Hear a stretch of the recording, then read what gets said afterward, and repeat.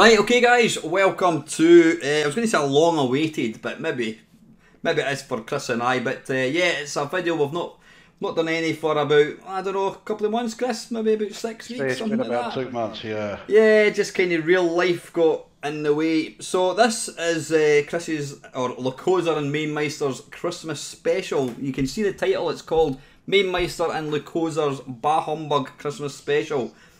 Now most people, when you think about Christmas, they have these rose-coloured spectacles on. They talk about how wonderful things were when, you know, everything was better in the 70s and 80s. Were you an 80s kid, or were you primarily a 70s kid? I sort of straddled the two. I mean, I was only, 7 when the 70s ended, so yeah, I guess I'm more of an 80s kid, I suppose. See, I'm a wee bit older than you, so I don't remember the 60s. I mean, I was born...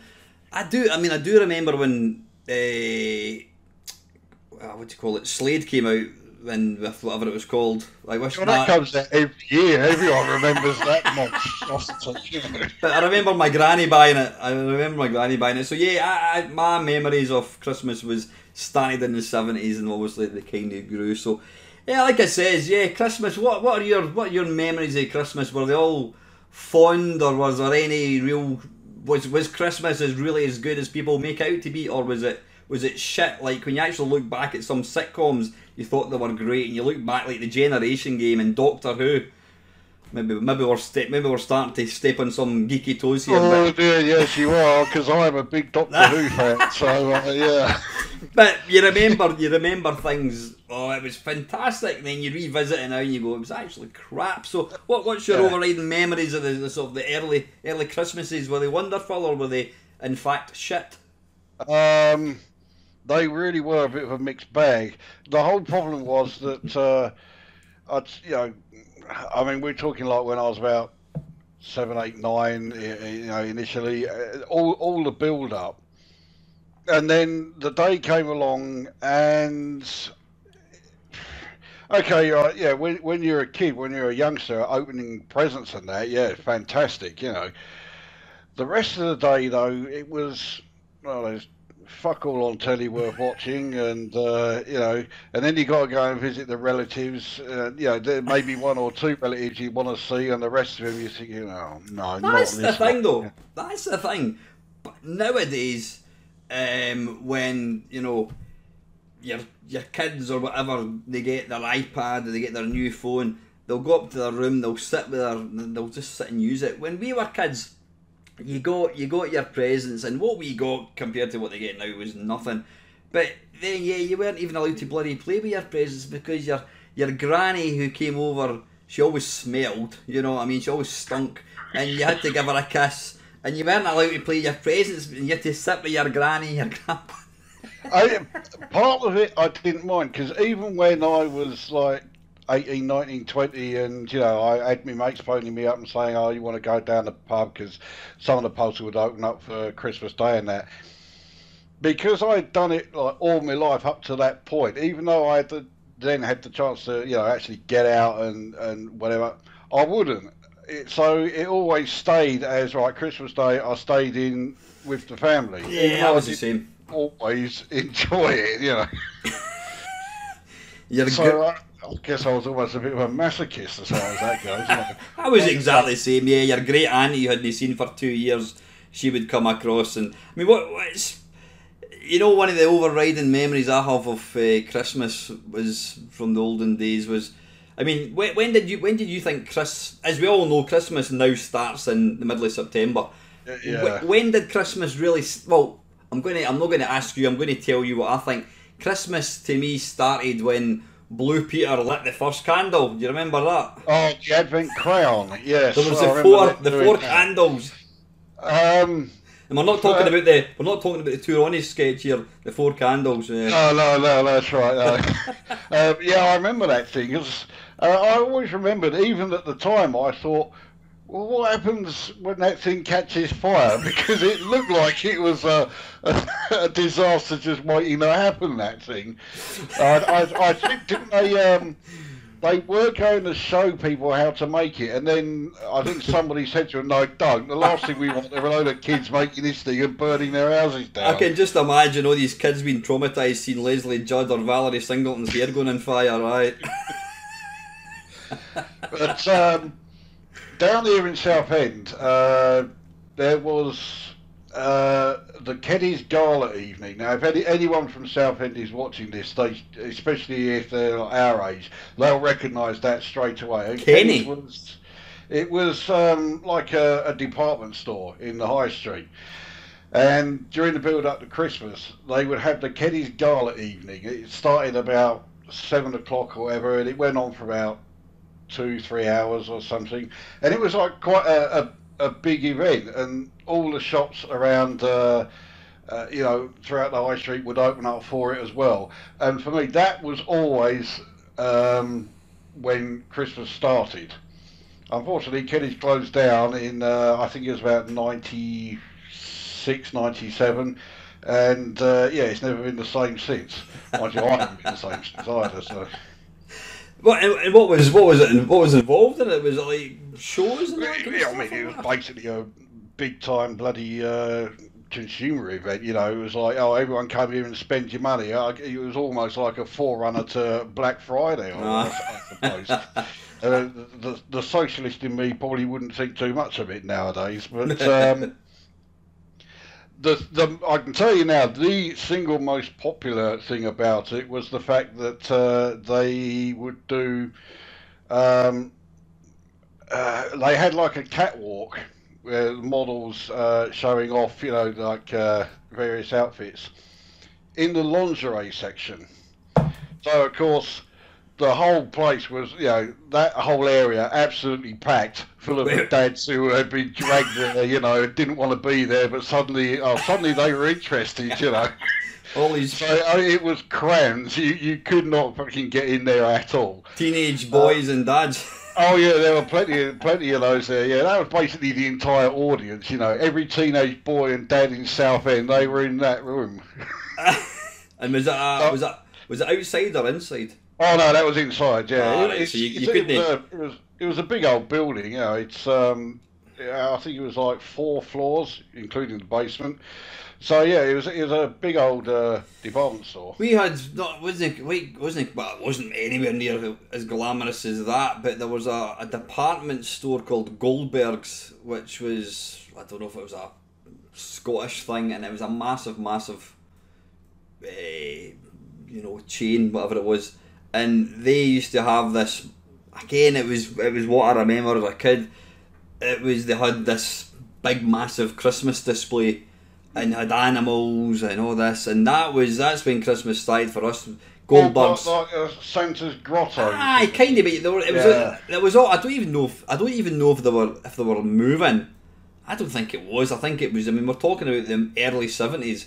It was probably just bloody, you know, stuffed animals, and it had like the snow and all that kind of stuff. But that was kind of, yeah. We used to. I mean, that was an event for us as a family. We would go through to look at this. Oh yeah. We had stuff like that. I dare say just about every major town had something like that. But yeah, when you're a young'un, you know, when you're about 7 or 8 or something, yeah, all of that is fantastic. But when you look at it now, yeah. I don't. If I was to, not that my daughter would be interested, but if I wouldn't have to even take her to Goldberg's now. I could merely take her along the road, because some of the houses along for me is like bloody Blackpool Illuminations. They've got everything. Loads of them just outside. It's about three doors down, right, more or less right opposite where we are. I mean, the thing that really annoys me about it is they keep it on all night. Really? And, you know, I'm a really light sleeper. I need total darkness. Any sort of light, and it keeps me awake. Oh, well, that fucking thing over there all throughout the night. And they've been doing it for about the past, like, I don't know, 8 years.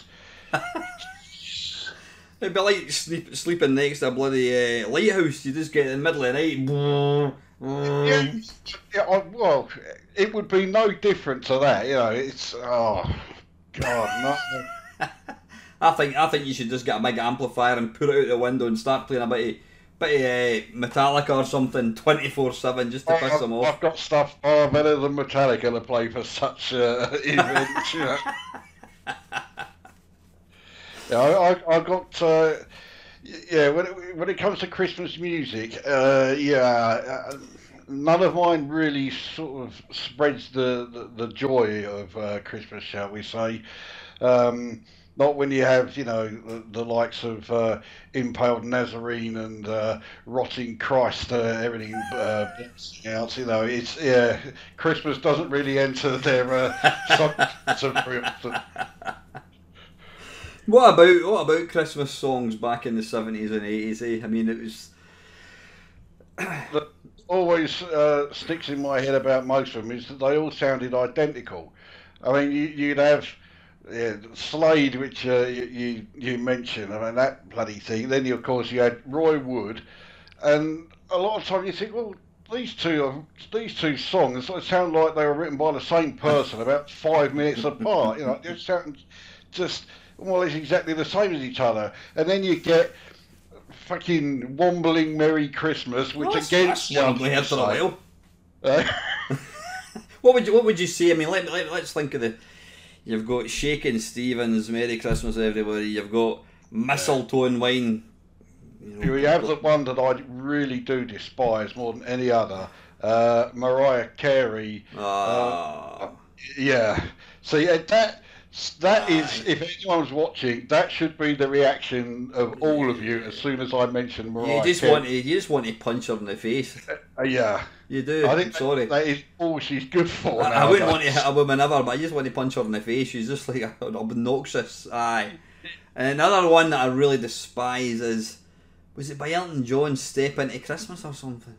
I seem to be a bit lucky, not familiar with that one. No, you've heard it a million times. And then what annoys me is I've taken one of my, as I've mentioned before, I'm a big Chrissy Burr fan, and A Spaceman Came Travelling is a wonderful song, but it's just been ruined for me because somebody somewhere adopted it as a Christmas song. Right, and it's okay. just played over and over and over again. I'm not a Krista Berg fan, so it doesn't take much for me to imagine, a Krista Berg song getting ruined. But aye. So music, decorations. I always have this. I always remember. I mean, can you imagine doing that now? Back in primary school, 2-3 weeks before Christmas. I'm sure this is all going to sound very familiar. Yeah, you go. Your teacher would say, right, what we're now going to do is we're going to make Christmas chains. Yes. You had to get these bloody bits of. It was like gum-backed, different coloured strips, and you could fold them over and lick it and stick it. Link. Yeah. And then your mum and dad would put it up in the living room. Yeah, they felt obliged to have to put it up there, but this way they thought it looked as shit as we do now, But back then, oh look, Mum, we've just made this. Isn't this fantastic? And they're thinking, oh no, not again. You did that same crap last year, And remember you got that? You just don't get them anymore. You had these look like a concertina. You pulled it and it was just like the stretched. Yeah. We had crepe. Was it crepe paper or something? Yeah, that's it. We had a Father Christmas and a snowman. Basically, and you turned it, like, opened it up. Folded it out. It looked unbelievably tacky. Because back then we all thought it looked, well, I thought it looked all right, but we've got some old photographs of them here, and I look at them now and I was like, my God. And as for our tree in the 70s, it looked like it was diseased. It's just these threadbare sort of like, bits of metal with some, rather limp bits of green tinsel on it. You had to decorate it because if you didn't, it looked like you just had some dead twig standing there on top of your television. I remember one year, it must have been very early 80s. My dad had got the decorations out of the loft, and my mum picked up the tree. And she just said, "Look, we've got to get rid of this thing." Even she'd had enough of it by this point. Oh, jeez. The thing is, everything was so low key. I mean, I was young almost, I didn't really notice things, but you know, everything was, it was homemade decorations and things were just. The homemade Christmas cards, you must have had to do that at primary school as well, using like cotton wool to make a snowman and glitter, which went everywhere. And when you'd finished making the thing and you brought the card home, and your mum again would have to put it out on display because you'd made it at school, and then all this glitter kept falling off it. You don't get glitter. Glitter's not really a thing anymore, is it? Yeah, you thought this was wonderful fucking glitter, and you put it everywhere, and as you say, you opened it up, and it just went all over the carpet. And then you would go, I was going to say go to work, you'd go to school, you'd come home, and there'd be a bit of glitter on your forehead. You just catch the light.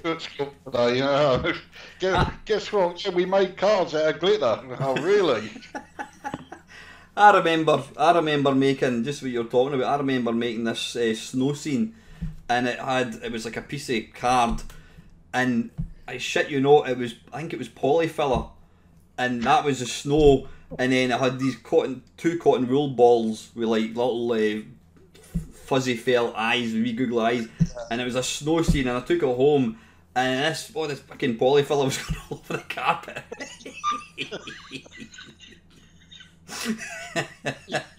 probably about things like that. It's like, that? oh look, Mum, I made you a card, and they have to, and it's frozen. So anyway, but that apologies, we lost the signal there. We were talking about my polyfiller fest Christmas nativity scene. It was probably a fire starter's dream as well. It was probably, you know, breaking every health and safety code. You've also reminded me another dreaded Christmas tradition at school: the school nativity. Now, at one year, I actually got to play a role. I wasn't just, you know, in with all the singers. You know, that was where everybody who was crap at acting got stuck. Well, I say everybody was crap at acting then. You know, I mean, it was cringingly awful. But yeah, I had to play a shepherd, and the name was Jesse, and I thought, well, hang on, right. I'm not religious at all. I wasn't then, and I'm not now. But I do know the story of Christmas, and I don't remember ever hearing the name Jesse ever getting mentioned at any point. So where the hell did they get that name from? I remember one year, my sister, her class was doing a nativity play, and she was a star dancer. And what the fuck was a star dancer when he sang? I can honestly say, I don't think we never actually had. My daughter was in nativity play. She played an owl in one. But I don't think an owl. Yeah, go figure. You sure they weren't doing Winnie the Pooh or something? Yeah. I don't remember. I remember taking part in school. Not weren't nativity plays, school shows, and you sung Little Donkey, Ding Dong Merrily on High.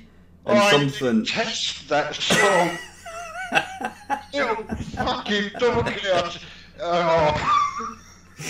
There were two songs at school activities that I hated more than any other. Little Donkey was one, and the other was Once in Royal David City. That song goes on for an eternity, and it is so boring. What was the other one? Goodkin Westless this? That one I didn't mind so much. That was a bit more upbeat, I suppose. It was a bit more kind of chirpy. Yeah. Once in Royal David City, it's one of the most depressing pieces of music you've heard, apart from the British National Anthem. They would always insist you had to sing all 6 verses of this thing. And it was one of these shows. Yeah, you'd go along and I would go along and you would go along and well, as a parent, you'd go along and you would wait for your kid's 2-second line. Yeah. And then you've got, for fuck's sake. And now we've got Veronica such and such on the violin. Oh, here we go. Yeah. But no, I don't think I was ever in that nativity play. No, I think it's the same. Like, you see people posting pictures on Facebook of their class from 1984 and all that. Our primary school didn't take any of these photos. I've not got any of them. Maybe that's a good thing. Yeah, I must admit I'm guilty of doing that. I've got some of the photos of my classes at school. God dear. I mean, you can recognise me straight away. Beard was a giveaway, obviously. Yeah. I can guess you were a guy that had a beard when you were about 12. No, I didn't have it. I kept trying to grow one, and it was always just a complete waste of time. But no, you just see this sort of like miserable sort of, well, in the 4th and 5th years at high school in particular, just this miserable sort of thing standing there. I don't want to be here, I have to be here, you know. I hate the school photos. And the thing that I hated most about school photos was the fact that my mum kept every single one of them. It doesn't matter how shit they were, and I can distinctly remember twice I deliberately tried to make them look awful so that she would sit back. No, she still kept them. And you got the big one, you got the A4 one, then you got the 2 A5s, and then you got about 10 of the wee ones, and you would have to give them to your granny and all that, and you'd write in the back, "To Granny, love from Alan." And you're like, that's lovely, for fuck's sake, where's the drawer? Into the drawer. Oh, he's coming to visit, I better put the picture out. So yeah, decorations, I mean, they were pretty shit. Could you buy, presumably you could buy decorations, but it was, I mean, I've got one decoration that is actually older than me, and it's a Santa Claus, and he's basically made from wire, and his foot's actually cut. It's basically wire, and he's got this cloth kind of sewn onto it, and his foot's kind of falling off, and there's a sharp piece of wire protruding. But I daren't throw it out because it's part of history, but it's probably made for, I don't know, lead or something, you know. It's probably got giving off fumes and poisoning people, whatever, you know. But I think we still have some of the old decorations that we had from the 70s, but I mean, we don't really do we don't really do Christmas at all here now. So we haven't bothered with any Christmas decorations since my mum died. So I mean, we've got plenty of them. We just never used the things. Do you remember the baubles from the 70s were made of glass? Yes. So when somebody stood in it, there was bloody shards of glass in the carpet. And I remember doing exactly that once. One of them had fallen off because we had the tree. It was either on top of the television or it was on top of a glass table. And yeah, one of the baubles had fallen off during the night, and the fact that we had 5 cats at that time meant that happened quite frequently. And it must have hit the glass table and shattered, so it was shards of glass all over the carpet. Of course, the first we found out about it was when I stood on the bloody thing. Jesus Christ. Who came up with that?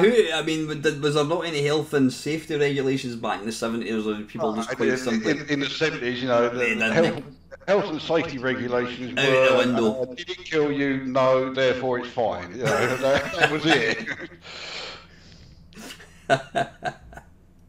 Yeah, so there was decorations, made of glass.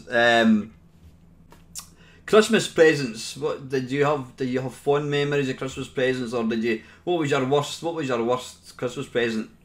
Oh bloody hell! What? Some of the shit that I got I had, like most people, had 2 grandparents. I had 4 grandparents, 2 grannies and 2 granddads, whatever. But my mum's, I can say it now because she's not here, God bless her, but my grandma, she used to give us the shittiest presents ever. My sisters would maybe get I don't know, like a doily or something to put something on, and a doily set. I used to get a soap and a rope, and it was literally a big piece of chunky soap that maybe had, I don't know, it was like in the shape of a shoe or something, and it had this big rope. And the idea being, I mean, you didn't even have showers. The showers weren't a thing in the 70s. You had a bath. You would put this rope around your. That was my Christmas present. You can imagine how delighted I was as a 10-year-old looking like this. Thanks, Granny. Yeah, how old were you? 8 years old. Soap on it. Well, cheers. Yeah. Second only a pair of socks, but at least a pair of socks had more than one use. But a soap and a rope. Sometimes, yeah, when I was like 7 or 8 or something, whenever I got clothes, I hated getting clothes. I wanted toys, I was a bloody kid, But as I got older, and everyone said, oh, right, what do you want for Christmas? I would always say, yeah, all right, socks, boxer shorts. They're boring presents, but I fucking need them. Yeah, so, I was always delighted to be opening up a present there. Oh, a pack of 12 socks. Brilliant, yeah, okay, I'll have that. Certainly weren't doing that when I was 8 or whatever. But I remember one. To this day, I have no idea what possessed my nan to get me this for a Christmas present. It was just like a small box. It had been wrapped up and everything. Okay. I opened it up. It was this tiny little globe, which was also a pencil sharpener. What the fucking hell? I was about 7. What did I want that for? And what was he thinking of? You couldn't play with it or anything. You wanted stuff that you could play with. All I could do was deliberately break a pencil and sharpen it with it. Oh, well, yeah. Hours of fun. That also reminds me, another one, it's a very similar sort of present. It was a fair-sized thing. It was about this big. It used 4D batteries. Oh, that was the big brother of the C battery, was it? So huge. You'd think, oh, something like this, yeah, it must be. It was a battery-operated pencil sharpener. So you stuck the pencil in the hole in the top, and the thing would spin round sharpening your pencil. Except all it actually was a regular pencil sharpener that had been stuck onto this sort of like motor, and to sharpen it a bit would turn around. It was so blunt, it didn't sharpen a single thing that went near it. And I think I was about 8 or 9. Why have you got me this? You've just hit one of the biggest fundamental flaws of 1970s and early 80s Christmases. Everything was battery operated, and none of them came with batteries. Batteries not included. Where did that come out? Where did that come from? Because I remember one year I got. Do you remember the Big Track? Yeah, I do. I never got one of them, but yeah, I always wanted one. Well, please, I really wanted this, and my dad got it for me. Oh, fantastic! Can't wait. Of course, it needed one 9-volt battery, and it was either 3 or 4 D batteries again. None of them were included, so I had the Big Track there, and I couldn't do a fucking thing with it. And I was so and shops were shut over the Christmas, so you couldn't go to a 24-hour garage. No, and of course then they weren't just shut for Christmas Day and then reopened Boxing Day. They were shut for about 3 or 4 days. So I had this sitting there for days on end, this present that I really wanted and couldn't wait to actually start using it, and I couldn't do a thing with it. Do you remember the extra weight that these things were when you were a kid and you got this little, I was going to say a handheld game, whatever, you got this handheld. By the time you've put 6 D batteries in, it weighed like fucking 3 kilograms. And then you would open the battery compartment and all the batteries would fall out because there was so much weight. I mean, there must have been numerous kids getting rushed to E&E, getting a damaged foot when the batteries fell out the bottom of their toy. Especially when the electronic games started really coming along, and like the early 80s, that when you would get stuff like was it Astro Blaster? I think Astro Wars and Galaxy Invader and Munchman, and yeah. Big one, which again I got, and I was well pleased when I got this. I got the Firefox FX7, which was the I was well pleased to get that, and actually. My mum and dad actually had the foresight to buy batteries. Good job, good job. Yeah, that had awesome stereo sound, eh? The sound on it was amazing. Even today, if I still had it, I would probably still play it. I'd set up a video somehow, put the camera behind me so you can actually see it. I'd still be doing that today. I thought that was great. Oh, look, I think I did actually about maybe 4 years ago. I decided I was going to have a look into recreating my youth and basically buying all these machines that I could never afford, and I ended up with about 30 of them. I had Firefox, I had everything. I had all them Kevin Keegan's football. I even had Alec Higgins snooker, for God's sake. I don't remember that one. Alec Higgins. It was, what was it called? Red Probably Pot Black or something. Alec Higgins Pot Black. It was a grandstand one, grandstand special. And it was always grandstand, wasn't it? It was grandstand. Now the thing was, I got all these on eBay and I was getting them for like pretty good. I think the most I paid was about 14 quid or something. That's not bad. And then I got them all and I started playing them and I thought, right, I'm bored of that. Astro Wars, that's shit. That's shit. And I realised just how I wouldn't say they were shit because, you know, that was what we had, but they were so restrictive. You'd basically seen everything the game had to offer within 5 seconds. That's it, yeah. I think part of the reason is, well, firstly, we didn't have anything else then, so we couldn't compare it to anything back then. So, of course, at that time, we all thought these were all absolutely fucking superb, you know, the greatest thing on the face of the earth.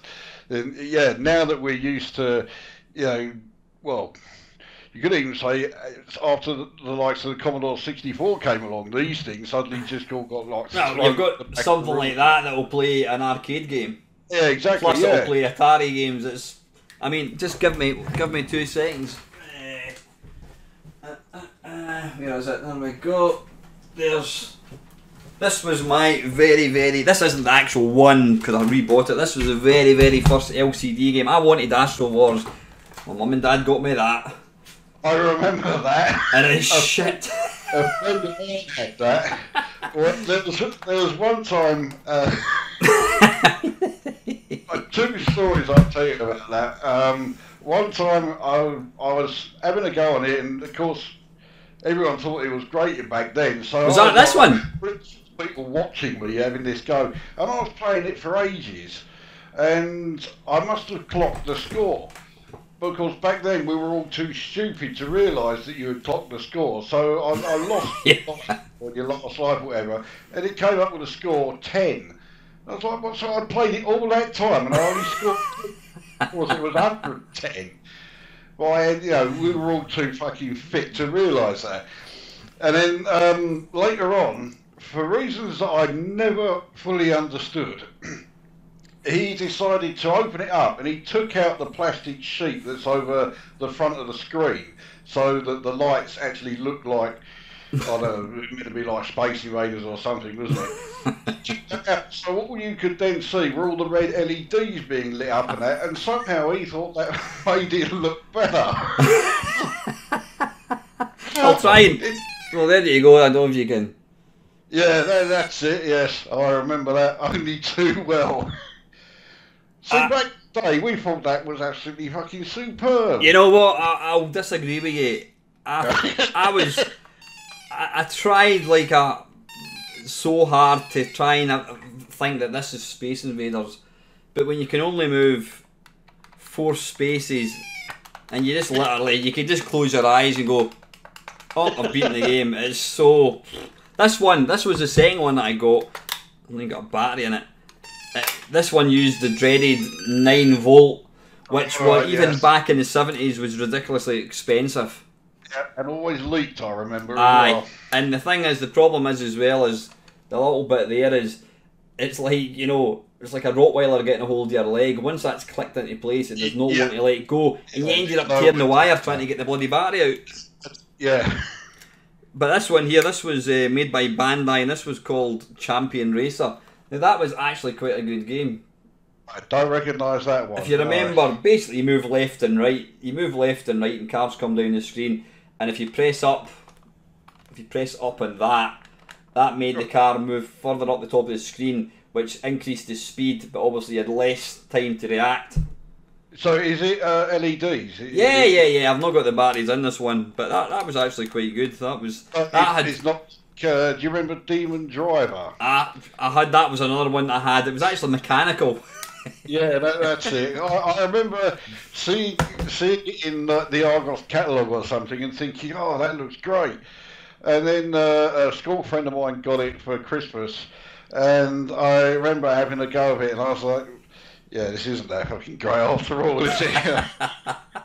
That was one that didn't live up to... Aye. I think that preceded these ones, though, didn't it? I think, It was mechanical. Yeah, it was all mechanical. I don't know how it worked actually, because it was basically just a wee not LED. It was just a bit of like clear film with a car embossed in it, and the other cars were just clear bits of film that kind of moved down. You turned the steering wheel, and of course you had like this drawing of a car that was stuck on a bit of plastic that moved left and right on the steering wheel, and if you hit them, there was this light where the explosion light would just flash, and you hold down the button and wait for the car to move out of the way, and then let go, and you could carry on playing. And then suddenly realised, well, if you just held down that button, you could carry on going indefinitely. So yeah, it didn't present much of a challenge after that. But I bought all these 30, maybe not as many as 30. I had a big collection of them. I regret it, and then I decided one day, I thought, they're up in the loft, I'm never going to play them, and I think I sold a lot for 200 quid. Probably in hindsight, I would probably still quite like to have kept them, just to have them. Some of them I think would have been worth keeping. Astro Blaster is definitely worth keeping. That's become a real collector's item now. Astro Wars? Astro Wars. Wars. I got it for 10 quid 3 years ago. Oh, bloody! 3 years ago. Yeah. Bloody, you're good getting it for a tenner even then. Aye. That one and Firefox I would keep just for the fact that I had it back then and I was such a fan of it, and I still am a fan of it actually. So those two in particular I'd keep. The rest I could probably, I probably would have parted with them and not worried about it at all. Because the problem with a lot of these is they only had, like literally 3 lanes. So it was middle, left and right, and that was your whack. So you could just literally, you could play it with your eyes closed. You didn't actually have to even look at the screen really.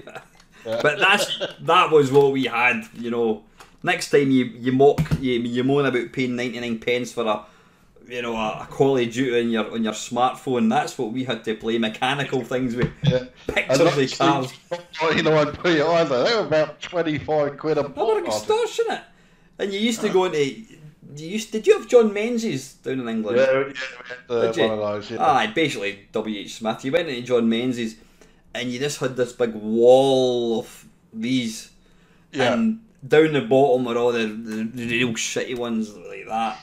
And then at the top you had your Firefox and Astro Wars. They were like the creme de la creme. And that was what I got. I actually remember getting that. I think when my mum and dad were taking me to the pictures, and they agreed that they were going to buy me this, and then we bought it, and then we went into the cinema, and I kept taking this out of the box and just looking at it, and reading the instructions in the back, and I think by the time I got home, I realised how limited it was, and okay. Yeah. So even then, I realised it was pretty shit. But that was what we had. We had nothing else. So moving on from naff Christmas presents. Obviously, a big part of Christmas back then was the big film. You know, you got your TV times, and what was the other one? Radio times. Yeah, radio times. That was another thing that always told me, right, Christmas is definitely on its way. When my mum would come home with the Christmas TV times and radio times. I'm going to interject for a second. I'll tell you what really kick-started the build-up to Christmas was when your mum's winter and autumn edition of the catalogue arrived. Yeah. Because you then flicked to, after looking at the underwear section, obviously, you would flick to the toys, and you would. I always wanted an electronic. There was this police bike. It was no, it wasn't electronic. It was a battery operated police bike that you sat on. I mean, I was 10 years old at the time. I still wanted this, but it was probably $49.99. So there was no chance I was ever going to get it. Yeah. But you would circle all these toys, and then you'd maybe get 2 of them. Yeah, that's it. I had forgotten about that. As soon as you mentioned it, yes. Things like whether it was the Argos catalogue or your mum's Littlewoods catalogue, or it was Kay's catalogue, yeah, that's it. Yeah, and when the autumn and winter kinds came along, yeah, they were the ones that had all the toys in the back. You'd just be scouring over each page, like, that one, and I mean, you had like half the catalogue picked out. Yeah. You used to look. I used to go and I would go and continually stare at the toys that I'd circled. You're obsessed over it. Yeah, you'd just be sitting there thinking, yeah, that's going to be mine. Of course, you never got it, but you'd say to your mum, she'd take one look at you and see, 30 quid, yeah, we're on your bike. Think again, son. You would get the jigsaw that you never circled. Yeah. You'll buy pencil sharpeners and be happy with them, you know. So I mean that you had. Getting back to TV. So yeah, the TV times came out. Your radio times came out, and it got to the stage where it wasn't so much what films are going to be on. It would be right. What day is Wizard of Oz going to be on this year? You know. I think from about like 1979 to about 1988, 89, Wizard of Oz every time. And then you would have The Great Escape, that was the other one. Always those 2 films being shown. I was not a fan of either of them even then, and I'm not now because I've seen them all so many times, I'm sick to death of them. And then you get like the big film that was on at 3 o'clock. Was that before or after the Queen's speech? So yeah, it was either 10 past or 3:15. You get the big film, which these days always means either a Disney Pixar film on BBC One or Harry Potter on ITV. That's it, yeah. One that you've seen multiple times on Netflix 5 years ago, or you've watched a torrent of it 10 years ago. Yeah, that's it. And but back then, I think back then it did actually mean something, because of course not everybody had video recorders then. No. Late getting a video recorder. I think it was about 83, maybe even 84 before we got a video recorder. So yeah, we didn't have one for so. The only time we would watch films is if they were shown on telly, or if it was something like really big came out and we went to the cinemas. Because that's the thing, you know. As you see, back in the 70s. I mean, I know I'm a bit older than you. Back in the 70s and even the early 80s, you simply did not get big films coming on TV, and so you know you literally had to wait like 8 years. Yeah, for it to appear like Jaws when it was like 8 years later it came on. That's it. Because I remember when Jaws was first shown on television, and they were advertising the hell of it. Oh, Jaws is coming, next month, and they'd be advertising it about 20 times a day for the next like 2 or 3 months or whatever. And when it finally came on, it was a really big event. with that, when Star Wars first got shown, bloody hell.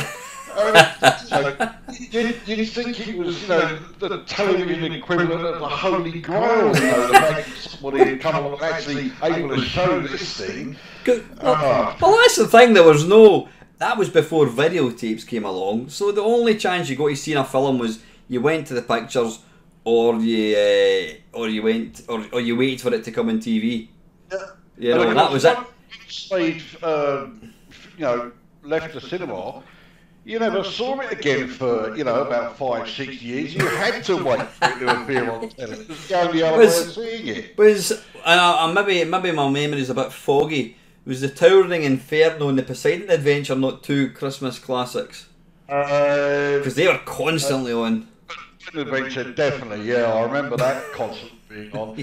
Towering Inferno, I mean, it's been on plenty of times, yeah, but... or Airplane 2000, Airplane 78 or something, I can't remember. Yes, was it Airport, that was it, yeah. But, I mean, when I was around that sort of age, so, 8, 9, 10, I thought all of those disaster films, they were all fantastic. I couldn't watch enough of them, I would even sit there and watch utter crap like Killdozer. Earthquake. Have you seen Earthquake? That's diabolical. It is a truly abysmal film. But back then, I thought it was absolutely fantastic. Because that's all you could get. So you lapped it up. Yeah. Because it was either bloody blankety blank Christmas special, the Generation Game, or if you're younger, you had like Cracker Jack Christmas special. Oh Christ! I never liked Cracker Jack. I don't know what it was about that program. Even when I was the age that it was aimed at, I always thought it was utter crap. I'll give you a laugh. There's a comedian, he's called King of the Pun, which annoys me because there was a Canadian comedian called Stephen Wright in the 80s who did exactly what he did. But he's called Stuart Francis. Yeah. Stuart Francis, King of the Pun. Yeah. And there was an advert for him in the Edinburgh Festival, and it's got Canadian's finest import, Stuart Francis, King of the Pun, into the pun set. And it has and it had at the bottom, Star of Cracker Jack. And I thought he wasn't in Cracker Jack, it was other Stuart Francis. Crush a grape. You're thinking of I could crush a grape, Stuart Francis. Star of Cracker Jack. Oh bloody hell! The day he got kicked off television was one to really celebrate. This Stuart Francis, who I've seen on like Mock the Week and that. Aye. He is. To put it mildly, significantly funnier than the Francis from the early 80s. I actually saw him. He was supporting Ricky. I saw him supporting Ricky Gervais about 5 years ago, and I thought, oh, he's brilliant. And then I started Googling. I thought, oh, see if there's any other back material. And I watched one for like 4 years earlier, and it was exactly the same question, exact same jokes. That's what you tend to forget. All these comedians have got the same jokes. They just roll them out. But yeah, that was kind of what we had, the Christmas. I mean, you had the Blue Peter, as we said, and you had all the shitty TV programmes, and they just had the Christmas specials, blankety blank. But the thing is, as a family, you'd be forced to sit and watch it. Yeah, the ones I really don't like were the quiz shows. Not like Blankety Blank, because that always had like the celebrities, on there. But when you got 3, 2, 1. 3, 2, 1, yeah. I detest that program. I hated it then. I absolutely despise it now. Who the hell wrote those clues for 3, 2, 1? Absolutely impossible. Yeah. How was anybody supposed to guess what on earth the clue was talking about? It was just absolute gibberish. I'm convinced the guy that wrote V also wrote bloody the questions for 3, 2, 1. Utterly incomprehensible. What's wrong with V? Every time it's like the bloke who did V, he's responsible for that shit. Choose a picture. There you go. The bloke who wrote a picture, he's responsible for all this crap. But yeah, when you got like the quiz shows, you know, and then it would be stuff like, say, Sale of the Century or something, you know, and you would get these.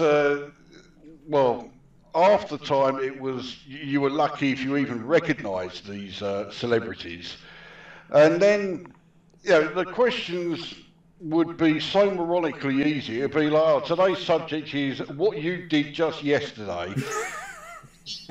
And their reaction, they'd be all like, "Oh my God, I want to know that." You think, come on, do you have to overact that much? And they do it every time, and they still do it now. Just if you can stomach it, watch just one episode of Pointless Celebrities, which incidentally is the most perfectly named program in the history of television. Celebrities. And you watch the way they react. Oh, you know, oh, hang on, something I did yesterday. Okay, I'll take a wild guess. I woke up. Is that right? It's right. Oh my God, isn't that amazing? I got that question right. You fucking retard.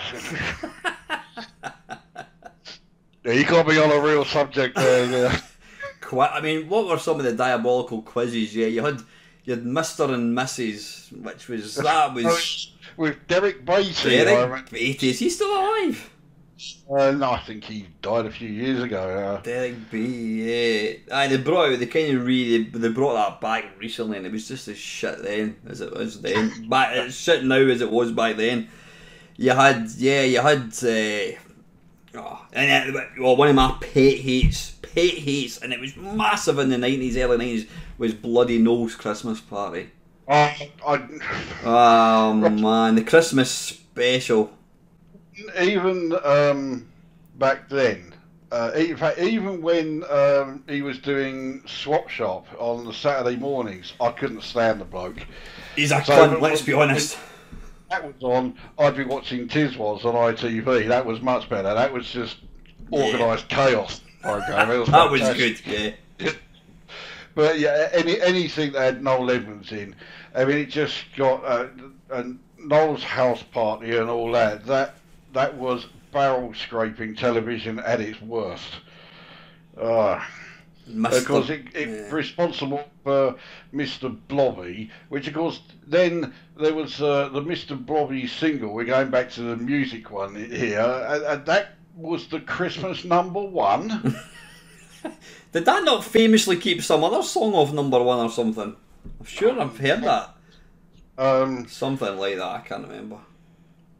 And see, you ask anybody nowadays, because remember that was the biggest selling record at the time.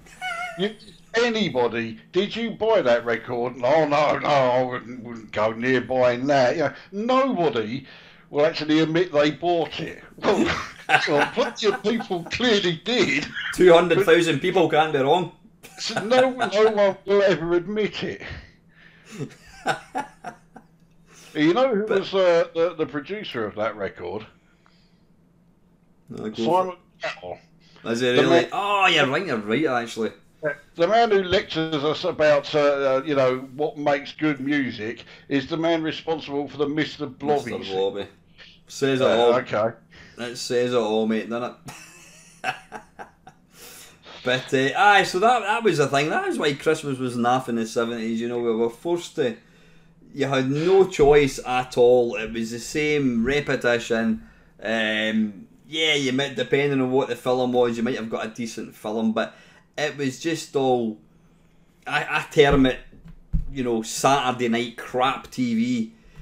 The lottery show, bloody Strictly Come Dancing. It's easy, it's cheap TV, and people seem to lap it up.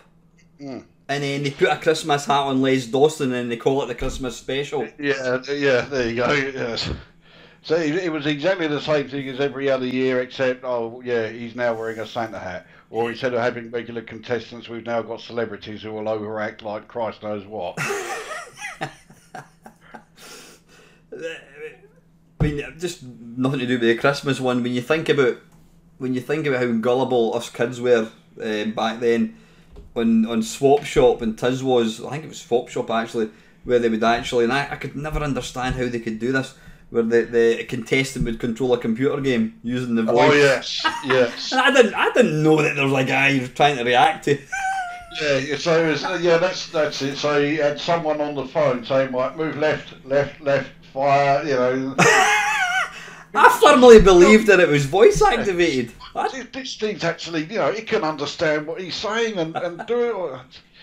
Yeah, we were pretty stupid then, weren't we? I can't even remember what games did they play. It must have been basic stuff. I don't think they did any actual, you know, like games that we could go out and buy. I remember there was one quiz show where they were playing rounds of Hypersport. Yeah, and, that was called First Class, and it had the lovely not Debbie McGee, Debbie Greenwood. Like a bit of Debbie Greenwood, yeah, she was lovely. She was the main reason I watched it, in memory. Yeah, she was very alright. Yeah, it was what do you call it? It was it was Hyper Sports. No, it had that. No, I'll tell you what it was. The very, very first one was track and field. It was it was the hurdles. Oh, okay. The hurdles. Then I think later on they introduced the hobby horse. Yeah, the the vault. Yeah. And then later on they brought in 720. Oh, right. I don't remember that. 720. Yeah, that was a later. A mate of mine's, well, not a mate, a guy I used to work with. He actually appeared in it. You know, one quiz program. I don't know what it was. It was awful, but I used to enjoy it, and it was Blockbusters. I quite liked that. I don't know why. I didn't mind it. I think the reason for it was because of Bob Holness. There's something about the way he presented it. He just did a really great job of he was the sleazy or whatever. He was he was quite. I think he would. But he was quite outspoken. He would sort of say. He kept the kids in their place. I think. Yes, that's it. I think there were a few times they would give an answer, and he's like, "No, of course that's not it," you know. So, like, giving a stupid answer. I mean, the actual premise of the thing was ridiculously unfair. You had two players on one team and one on the other, and surprise, surprise, the team that had two players often won. Cool, really? and in order to try and balance it out, the one bloke on his own, he had to connect 4 from top to bottom, wasn't it? That's right, yeah. The team of 2 had to go left to right, and they had to answer 5. So one more question. Well, that really evens up the odds, doesn't it? I think the basis of that was the guy that won on his own got all the money. He didn't have to split it. Oh, right, okay. And then you got the gold run afterwards, didn't you? Yes, that's it. And they always tried to make out that the gold run was really tough, but a lot of the time you would have to. It was like 2, 3, and sometimes 4 letters, and you could just tell by looking at the 2 letters. Yeah, okay, I know what that one's going to be. Yeah, that one's going to be. You know, this question here, that's going to be. You know, a band from Liverpool who might be called Frankie Goes to Hollywood. Oh, yes, it was. You know, and so. The gold run, I always thought, was one of the easiest parts of the whole thing. Had quite good music as well. That was pretty catchy. Let's say opinion is divided on that one. I was not a big fan of the theme. Anyway, we're getting off topic. We're off from Christmas. So yeah, I think we've pretty much finished wrapping up. I think we've rather destroyed 1970s and 80s Christmas. It wasn't all shit, but yeah, it largely was. So I think what we're going to do, we're going to move on. We're going to move up to date a wee bit and discuss the merits of Christmas present. Right, for those eagle-eyed viewers, you might notice that I've got a different jumper on. Although Chris looks exactly the same, I've actually just... This one is dark blue, not black. You know, there's a huge difference. Your webcam must be even shitter than mine, because you're like... Oh, it is. You're in like 3 or 4 colours, yellow and brown, and that's about it. That's how it always has been. Not that I'm mocking your taste in decoration. If your room is indeed brown and yellow, I don't know if it is, but it's a nice delicate shade of nicotine yellow all over the walls. So yeah. Right. Anyway, yeah. So that was kind of part one that we've just finished. Basically saying why 1970s and 1980s Christmas was actually shit, despite what your memory might tell you. But so what we're going to do now is we're going to discuss Christmas present, and I don't mean the Xbox under your tree. I mean basically Christmas here and now. So yeah, how do you think Christmas now compares to Christmas from the 70s and 80s then, Chris?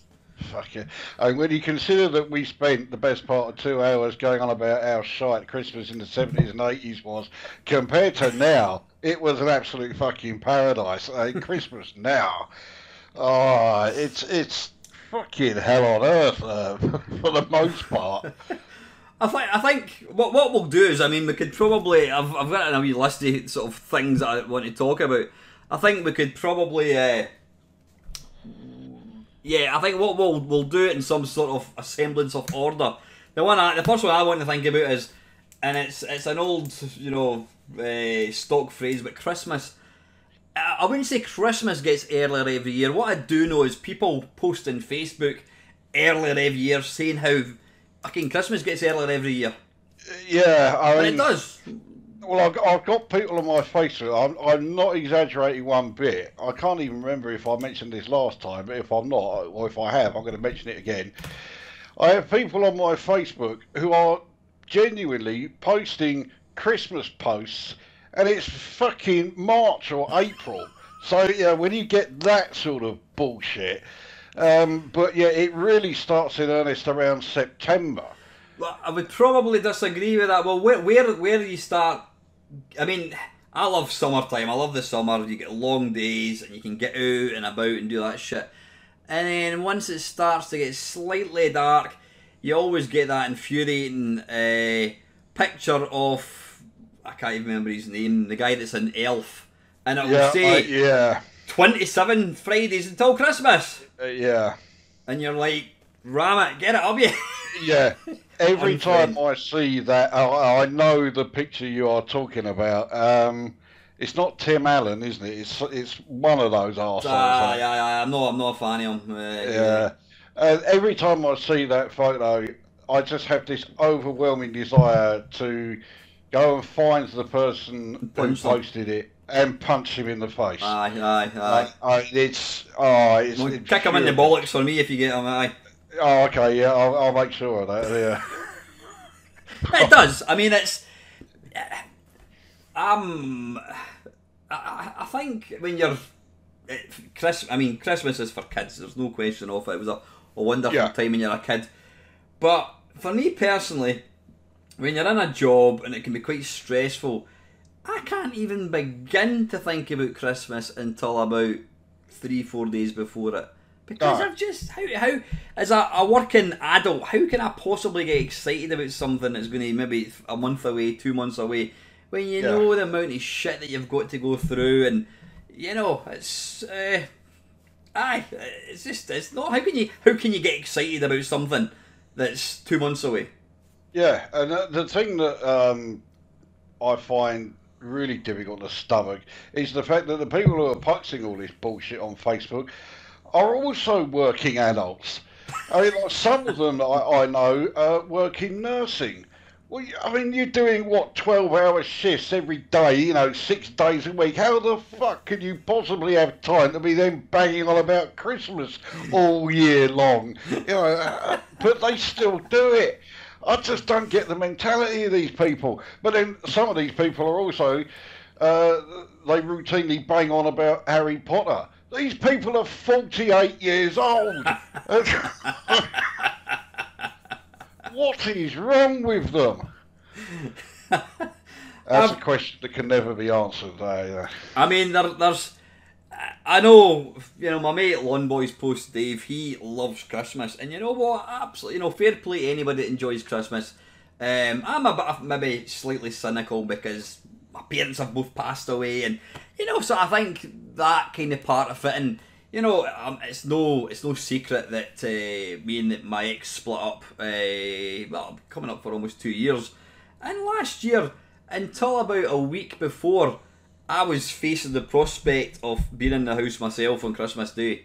Yeah. And if I'm honest, it wasn't really going to bother me, but people go, you need to remember there's people on their own at Christmas, and that is an absolutely harsh reality. There are lots of people. Oh yeah. And in fact, Dave was, I don't know if you saw his video, he put out a video, and Dave lived in Canada for a few years. All right, was it 2 years? Yes. And he was basically saying how he went across there, and he was going to be on his own over Christmas, and the guys that he worked with, one guy that he worked with said, no, you're not. You're coming to my house, and you're going to have Christmas dinner with me and my family, and that's the real nice side to Christmas. Now it is just, I mean, it gets to the like a ridiculous point where you'll say, right, what I'll do is I'll just buy what I want, and then I'll give you my bank details, and you can pay me the money back. And then you can come and get the present that I've just bought that you're going to give to me, and you can wrap up, and I'll open it on Christmas Day. It's it's just bloody nonsense. I'm glad I've not encountered that. If someone suggested that to me, well, I can't imagine what my response would be. Again, that's ludicrous. Yeah, I think people have forgotten. I was going to say, I'm not going to get into the whole. Bloody what do you call it? The last thing we want is people bringing in religion to Christmas. Aye. We'll not get into all that, whatever it is. But it's just this thing where people go. I mean, I've written down here bankruptcy. There are literally people that borrow. I know someone who's done it. Yeah, got themselves into fuck knows how much debt by borrowing from loan sharks to pay for Christmas. You're going to.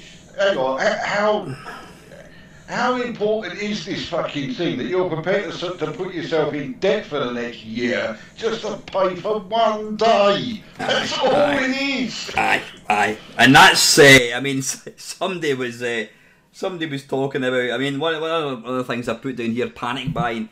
If you go to the shops over just before the run up to Christmas, you would think it was like the Armageddon was approaching, where Russia had just launched a nuclear missile, and we're all going to be stuck in our air raid shelters, fallout shelters for the next 2 months.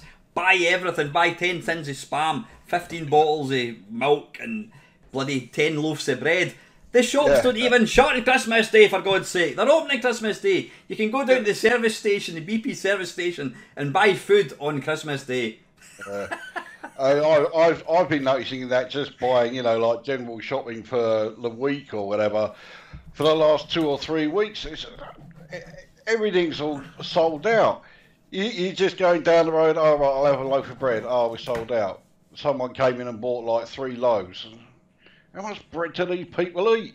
And here's another thing. My ex, she used to do that. She would go to so much bother and expense, I hasten to add, to make Christmas food, and her whole Christmas. I mean, I can't cook to save myself. Her whole Christmas was taken up making food, and invariably it would take you. It would take you maybe 15 minutes to eat everything, and then you've got the whole thing of the dishes and all that. And here's the thing that gets me is the traditional Christmas dinner is turkey. I don't even like turkey. I'll eat it on Christmas Day because it's tradition. So we have delicious food for 364 days of the year. Then we force ourselves to eat this particular meal that we don't even bloody like. With Brussels sprouts. Turkey is staggeringly bland, isn't it? I'm not a big fan of it myself, I can think of plenty of meals I would much rather have. In fact, the last couple of years, we've done that. I think last year last year I made a lasagna. It's like, yeah, okay, we'll have that. Yeah, we didn't even bother with a fucking turkey. Why? Why? I mean, people harp on about, oh, it's tradition, it's tradition. Yeah, I mean, part of me can certainly see, tradition. I know it sounds a bit hard to believe coming from me, but I do like it when people stick with traditions, especially when they've been going for, like hundreds of years, which I think this one has been. But just because everyone else does it, and just because I think, yeah, it's a great idea, doesn't mean I find myself needing to follow it myself. I mean, I'm like you. I am not a good cook at all. I can do about 3 or 4 things, and that's it. So if anyone wants, something that I can't do, then it's basically right. Well, let's see if we can find a takeaway that does it. Then and good luck finding one of them on Christmas Day. Have you ever actually gone out for a meal on Christmas Day, or you always? Not on Christmas Day. No, we've done it a few times. Like a couple of nights before or something. But we haven't bothered this year. We were going to, but yeah, health reasons sort of got in the way of that one. So yeah. But I mean, it's just as I says, yeah. I do like tradition. I do like, like yourself. Christmas was a nice time of year when especially when you're a kid and you're with your family and all that now. But exactly, it's completely lost the sentiment behind it now. Yeah, and I think for both of us, it's for the same reason. Not just because we're not kids anymore, but also because the parents. And I always associated Christmas with my mum. She was the one who was the big Christmas, fanatic, for lack of a better word. And of course, she's not here anymore, and it just does not feel the same. And I just don't have the wish to try and do some half-hearted attempts to make it seem like the same when I know it's not going to be anything like the same. Mm-hmm. So I just think, leave it. I mean, like I said, the whole going over the top at Christmas now. I mean, it's. I mean, people say, "Oh, it was like that when you were kids." Well, I'm sorry, it wasn't. I mean, I got a bike. I got a grifter bike, which was an awesome present. But that was the big present, the only big present I ever got. Everything else, we didn't get very much. I think we mentioned about it in our part 1. You leaf through the catalogue and you circled maybe half a dozen things, or maybe more, and you would maybe get 1 or 2 of them, but. Yeah. Speaking of panic buying, of course, it's the old cliche that it's always blokes, but in this case, I think it's right. Panic buying because I haven't bought their wives or whatever a Christmas present. So they're going out, last thing Christmas Eve, desperately trying to find something. This was one time while I was in Canada. I worked in Walmart when I was in Canada. I was in the electronics department. It was about half hour before we were due to close on Christmas Eve. And there's this bloke came through the cash register in electronics because it was absolute chaos up front. So I rang him through. And he had clearly been panic buying, desperately trying to find something to buy his wife for Christmas. Have a guess what he had bought. What he bought his wife? A food mixer or a toaster or something? Nothing like as glamorous. A kettle. He bought a Swiffer mop. And I just thought, I do not want to be in your position tomorrow, mate. Oh, really? Did you? Merry Christmas, darling. Here's so fucking mop the floors with. Holy shit! I must survive the day. I hope you gave him a packet of plasters and ice to put on his black eye when he got the following morning. It would actually be better to say that, look, darling, I've Yeah, I know you think I haven't got you anything. That's not true. I've had to order it, and it's so special that it's going to take a couple of weeks to arrive. Use that excuse. I'd give Martins. It's the most desperate Christmas present I have ever seen. I could not believe that. Do you know my one of my exes, her mother-in-law? She literally was. She was the mother-in-law for hell. She used to get. Do you remember Tweed perfume? No. She used to get Tweed every single year from her husband, and she hated it. And she, instead of actually saying to him, "I don't like this," she just said, "Oh, it's lovely," and he would fucking every year he would get it. It'd be like buying one of us a high party this year or something, you know. Although all those 70s ones, I still wear Brute. I like Brute. So, you know what? Can I say I've actually started buying? I use Brute deodorant. Yeah, good stuff. You know, what's wrong with that? And I could probably see it in this video because my mate doesn't watch my channel, even though he claims to be a video gamer. But anyway, that's another story. I actually got him. I got him something else, but I also bought him an Old Spice gift set. And my girlfriend's like, "You can't give him that." I mean, what's wrong with it? I don't mind Old Spice either. I don't know. So that's what he's getting for his Christmas. The only one I don't like is High Karate. That is. I would buy that. I would buy that. They don't even sell it anymore, do they? Or do they? I've not seen that for decades. I don't know if it's still around or what. I think you tend to find these kind of brands that just kind of disappear. You get them in like Pound Stretch and things like that. Yeah, that'd be about, well, for High Karate, yeah, that'd be about the sum of it. Pound or something, yeah, there you go.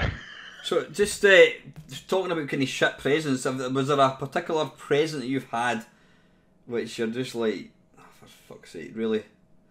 Well, I remember, yeah, the last time in the first part, those globe pencil sharpeners,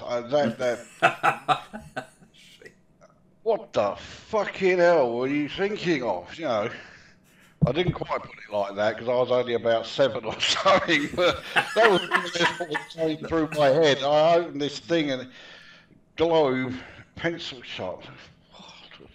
Thank you. You're better off getting nothing. I mean, as a child, getting like clothes or soap in a rope or something like that, you were just completely deflated. Yeah. Like, how can I fucking play with soap in a rope? Yeah. I mean, I'll tell you one thing that I forgot to mention in part 1 was my granny bought me soap in a rope.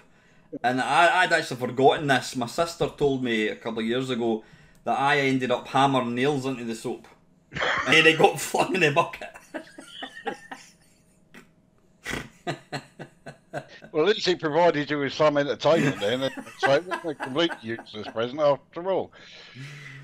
I don't know what it was. I don't know whether I'm talking about said mother-in-law for hell.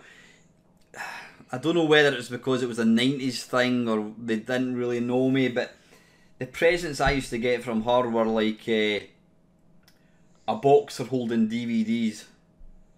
Oh, yes, yeah. You know, there's always those things, yes. Just generic shit. Generic practical present. Aye, you know. Gift ideas for him. Let's get him a box that holds DVDs. Why they thought that was a bloke thing, I've got no idea. A guy would just put it under a drawer. It's probably more likely the woman would want one of these. But can you imagine the face? You know, in fact, maybe the guy should have bought her a DVD holder rather than the mop. But well, at least the mop's got some use. But he could have bought her anything else in the shop. It would have been a better idea than buying a fucking mop. And it's old cliche, but yeah, I have had socks for my Christmas. A 5-pack of socks. I have always liked getting them because I don't know about me, but I go through socks so fucking quickly. They always end up with holes in and everything. So every time, if anybody said, "Oh, what did you want for Christmas?" Socks. and they thought that I was just saying it because I couldn't think of anything else, so I just would say that. But no, I really meant it. If I ended up with 48 pairs of socks on Christmas Day, I was well happy. Well, you might want to ping me your address later on, Chris. You might get a few surprise packages in the post, Okay, depending right. on how I get on. We'll sort that out at the end. Yeah, there you go. Or it was just I don't know, fucking a calendar. You know, Yeah, well, it depends sort of what, or rather who, was on the calendar, really. But you probably weren't going to get a present like that from like your gran or your no, mother-in-law. no, it would more likely be like Scottish castles or something, or Oh, yeah, okay. I don't know. I The, just or else the most unthoughtful present is fucking Link's gift set, deodorant, yeah. and now I could, if it was, I'll use the deodorant, I'll give it that. If it was aftershave, I would use that, but no, the gift set is deodorant and facial scrub. Oh, yeah. So yeah, that's another. Yeah. Hello, Well, I've I been rubbing mean, it in your eyes. I mean, you get that and you think, well, what are you trying to tell me here? So yeah, but every year my mum would always get me something along them lines. And I'm like, yeah, just because you sort of, spend half your life in the bath doesn't mean I do. I just use, your bog standard imperial leather or whatever. I don't need any of this poncy stuff. But no, every year I'd always get something. here's the thing. Here's the thing. Nothing to do with Christmas. Whatever happened to two things? Do you remember the loofah? Yeah, And you went to that and you yeah, scrubbed your back with it. yeah. You don't get these. And whatever happened, this was probably a Dragon's Den idea actually. The thing that you sat across the bath and you could put a cup of tea. Oh And yes, yeah. you could balance your iPad on it now. What? You don't That, get these anymore. it was a very 70s thing, wasn't it? Yeah, yeah. That's sort of like a bar you put across That was there. a shelf. It was, I never used that thing, and because I just didn't. But you would use it now though. I would certainly use it now. um, I don't know. For some strange reason, I'd be a bit reluctant to take my desktop into the bathroom. Because I haven't got a laptop, so I wouldn't want to be carting all of this, into the bathroom. Here's a plan. If you get one of these for your Christmas and I get socks, we'll swap. Is that all right? Like, let's switch them round. Okay, Aye, right. I Right. can. And then you might get a Friday waffle coming through the bath or something like that, a live stream. You never know. I'm sure the internet will be ever grateful to me to send it to this. Yeah. Obviously, like we've covered shit presents. The one I've put a title down here. In fact, before we hit that one, well, I think we very briefly touched on it. I can't remember if we recorded it or whether we were talking off camera. Americanisms. Why the UK is turning more into America. Now, I know it's more to do with it. The one that's most prevalent is guising or Halloween. Oh, Halloween. You know, Yeah. trick or That's treating well. and na. But I think we're even starting to get there with Christmas. Well, certainly the whole thing with having the Christmas lights and everything outside, decorating the entire house, not just the rooms. That's definitely come from America, um, and all of the build-up which features the sales, because it always used to be that the sales started Boxing Day, but now they start from that fucking Black Friday thing, which I hate. Um, That's an American thing, isn't it? oh yeah, that definitely is, because I think that was supposed to coincide with Thanksgiving over there or something. Is that what it was? Has that always been But a thing in Black Friday sales? Is it? well, it was already established while I was over in Canada. Oh, really? When I was in America, thankfully I left before that time of year came along. I don't think I could have. I don't think I'd have survived it. So But yeah, I think it's been around for years. It's still a relatively recent thing over here. But every year that it comes along, I always ask myself, why do we even have it at all? And the unfortunate thing is, it's now cemented in the UK. It's now a thing. Oh, absolutely, yeah. I mean, Yeah. it's not going to end. We're going to have this every single year now, and it's always the same, especially with the Black Friday thing. It's, oh, look how much you can save. Blah blah blah. Well, I can save a hell of a lot because I don't buy a fucking thing. So I save them. I save more than anybody else. Why not just do that? If you're that desperate for, this is a shit example because I know you just did this, but if you're that desperate for Present company excluded. Go and buy the telly. Why have you got to wait until the day when everybody is suddenly panic buying and then you get pissed off because it's fucking sold out? Aye, I mean, yeah. So that's kind of the sort of precursor to the sort of Boxing Day sales. We've got Black Friday. When does it actually happen? Is it? I haven't got a clue of the date. Middle of November or something, eh? It's got to be somewhere around. I don't know. If anybody knows what date Black Friday is, then please feel free to share it with us. But well, share it with you. I don't care. Yeah. But yeah, I mean, we touched on the shiteness of decorations back in the 70s and 80s, but now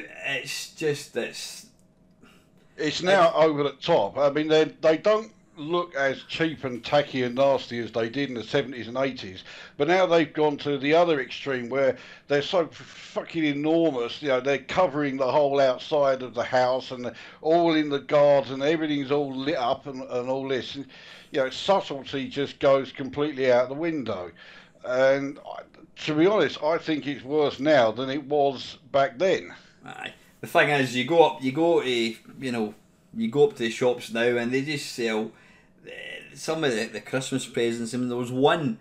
It was like I was at Dobby. Do you have Dobby's Garden Centre down?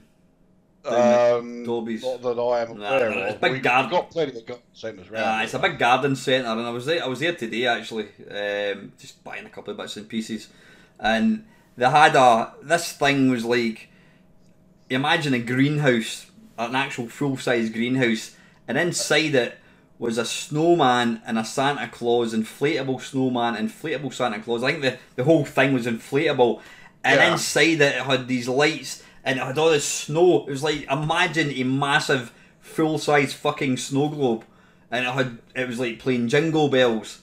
And this was I think it was about £199. So no doubt somebody somewhere is going to have that in their fucking front of their house. So 200 quid for something that, well, I was about to say that you only actually have on display for 12 days. Oh no, I'm sure they probably put it up at the beginning of September, mate.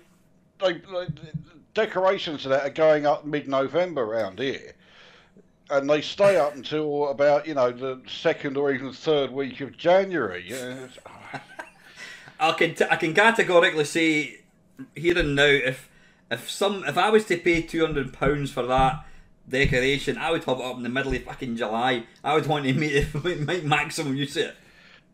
200 quid. I think if you had paid 200 quid for that, I have a feeling you'd probably need to be saving up an awful lot for the necessary hospital treatment after your bloody other half finds out about it, Jesus Christ.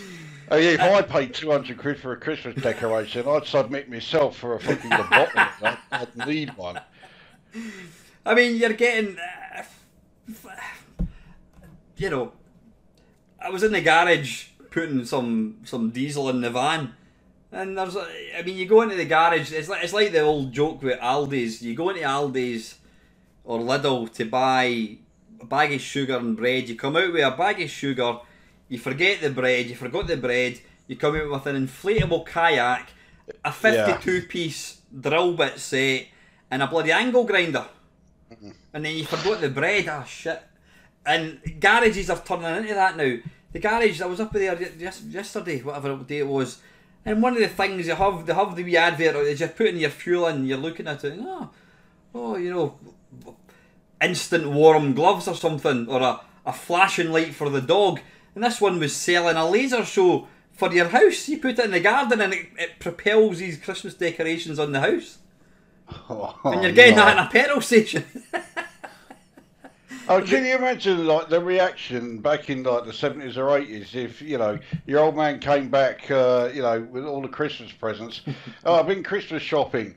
I got it all from the petrol station. Yeah. Thing is, you can go into my petrol station, you can get tin of dog food, some laser lights for your garden, and you can get yourself a Subway and a coffee as well. They're getting a bit like mobile phones now. You know, they do everything. The one thing that they are there for is about the only thing that never gets mentioned in any advertising now. It's like, why on earth would you buy a mobile phone just to make phone calls? It's like, you know, why on earth would you go to a petrol station to get petrol? What the fucking hell kind of idiot are you? You know? Just do the basic service, you know. I have difficulty walking. I can't walk very far because it fucking kills my legs. But I think I do have the energy to be able to walk, you know, a few shops along to get, you know, anything other than petrol, you know. So I think that's another Americanism, isn't it? All this, you know, suddenly selling everything else on top of petrol. I don't know. It's just everything's just kind of creeped up on us. When you actually look back at like the 80s, and you look back, you probably even I would say I'm probably going to say it till these fucking things came along. Things before the internet came along, and you know these things. I hate them sometimes. I just think they've killed society. They've killed communication. Oh, I definitely agree with that. I mean, well, hang on a second, Chris. I just want to respond to my mate on Facebook. Oh, right. That's what happens, though. And it drives me insane. We were sitting watching. My girlfriend and I were sitting watching a film last night. Can't remember what it was. And sitting there with the sort of light out, trying to get the maximum effect with my big TV. And it's like the room's in darkness, and you've got the telly or something like that, and then you hear doo doo doo doo, and you like that, and it's not even the noise, it fucking lights up, it's like your Christmas decorations outside, but yeah. Doo doo doo. And she's like that, and she picks up, oh wait a minute. Yeah. Right, I'll pause it, right. Right, okay, yep. Hang on, I'll just pause the film. And it's on and on and on. I mean, right, my mobile phone, right, it lives here, right, on the desk. When I go out, I never take it with me. Because as far as I'm concerned, maybe part of me is still living in the 70s and 80s. But when I'm out, I'm busy. Yeah. So don't fucking call me because, you know, I'm already doing something. And I got so fed up with it, you know, people calling me on my mobile while I'm out doing whatever. So I've now got well into the habit of deliberately leaving the phone at home. It never leaves the house. That must drive people insane, does it? You do it deliberately. And people say, well, why have you got a mobile phone if you never take it anywhere? Well, they are a bit of a necessary evil, you know. Before I shut down my business, I had to have this fucking thing. And there are plenty of people where this is the only way they can get hold of me, either the mobile phone or Facebook. I make no secret of the fact I detest Facebook with a passion, but it's another necessary evil. For so many people, it's the only way they can get hold of us, and it's also the only way I can reach, you know, certain others. So I've got to use it. And yeah, I totally agree. Back in like the 80s now, you know, when I was a teenager still then, you know, we actually did all these, you know, unbelievably remarkable things, like, you know, your friends actually going out somewhere together. And if you went to, you know, the cinema, you actually watched the film, you know, you didn't sit there watching it through your phone trying to record it, you know. When I went to gigs and whatever, I would just I'd watch the thing and fucking half kill the entire audience by stage diving and stuff like but I would be standing there recording the whole film, see if I can get it all on my fucking phone. I've done that. Yeah, I've done that because you're like, oh fucking hell, and then you put it on Facebook and you realise just how utter shit the quality is. Yeah. What? It's worse than the old like bootleg tapes you used to get back in the 80s. The thing that really gets me is if somebody wants to record a concert, then by all means you wire in. But you've got it's like somebody shining a torch. You just get you see them like that, and it's and then it's like and it's really really bright. You're like, fucking turn that off, mate. You know what I mean? Yeah. Use these. You're never ever going to. I don't know. I know we're maybe digressing slightly on the modern technology, but aye, bloody hell. Just like, we were recording Christmas concerts because they were always fantastic, School activities and all that. I don't even know how we got into the phones. What were we talking about? I was talking about constant interruptions with social media or whatever, but. Aye, I completely can't remember where we got to with that, but and here's another thing that really gets my goat up, and it seems to get earlier every year. It's over before it's over. Yeah. Well, the example you gave before we started recording this, advertising summer holidays. I've already started seeing them, and it's like, well, hang on a minute, you're still ramming Christmas messages down our throats, as you have been for the last 2 months, and now suddenly, right, Christmas is over, right, summer holidays, and the obsession with desperately trying to get us, to give them money for some whatever it is.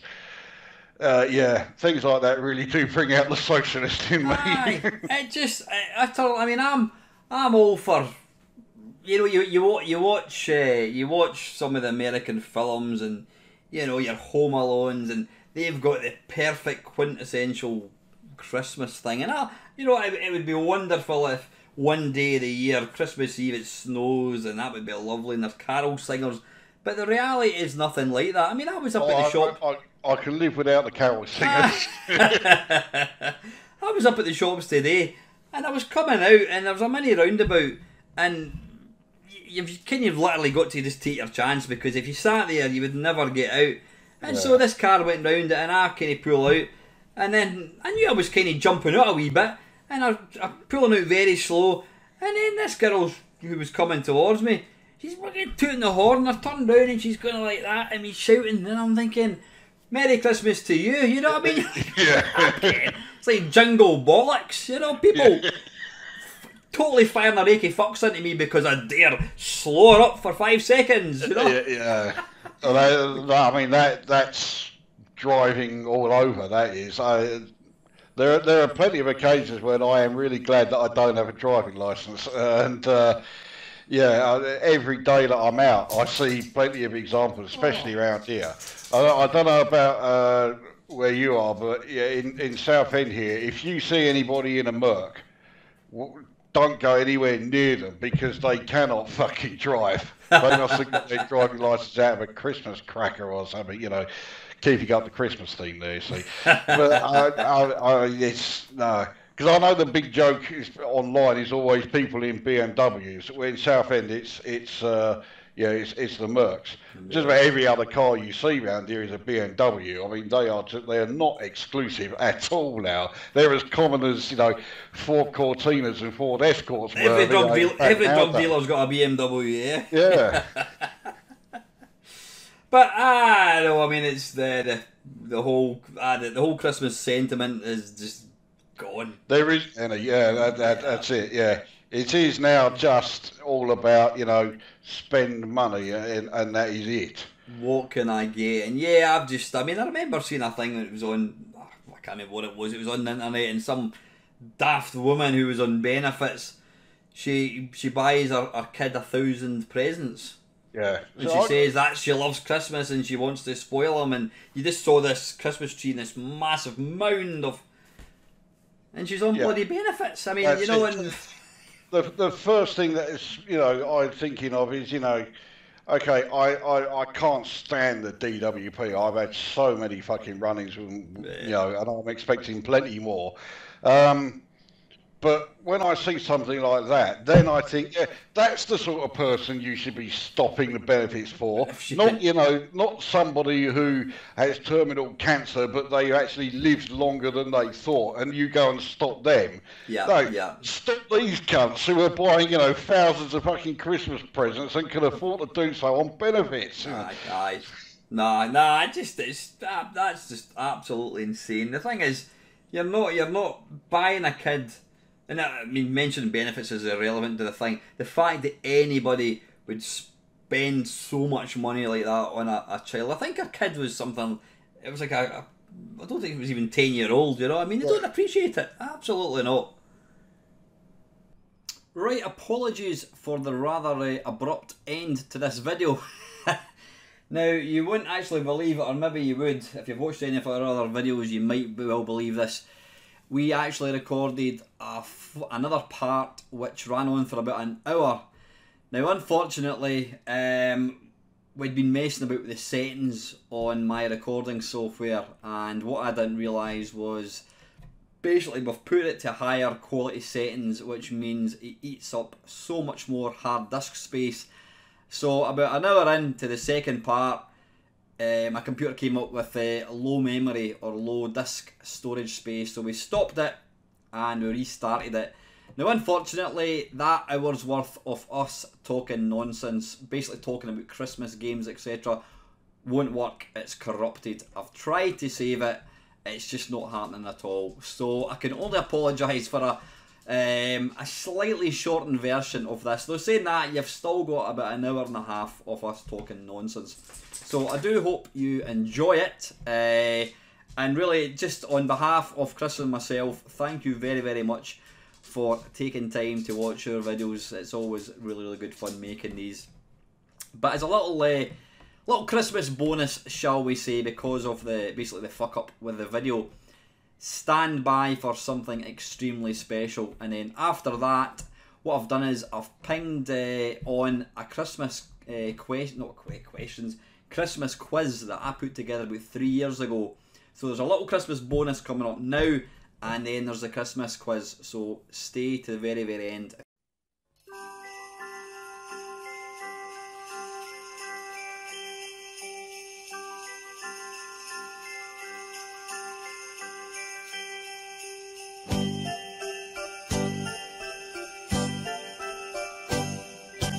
Jingle bells. Jingle bells. Jingle all the way. Oh, what fun it is to ride on a one-horse open sleigh.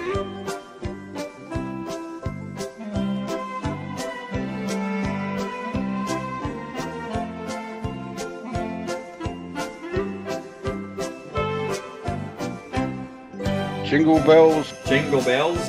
Jingle all the way. Oh, what fun it is to ride on a one-horse open sleigh.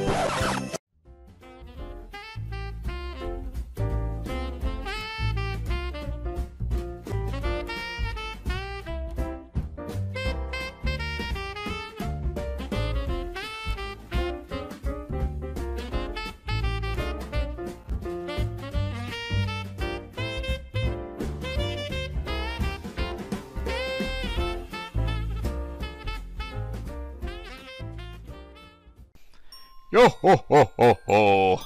Right guys, welcome to Mamemeister's bulging sack of Christmas conundrums. Now this is purely a bit of fun.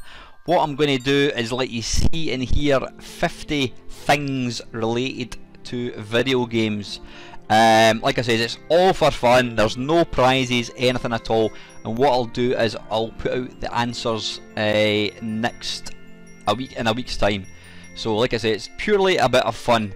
There's 50 in total, so get your pieces of paper and pens ready. And the first one is, what game is this logo taken from? What game is this? Well, I will say it's a 16-bit game.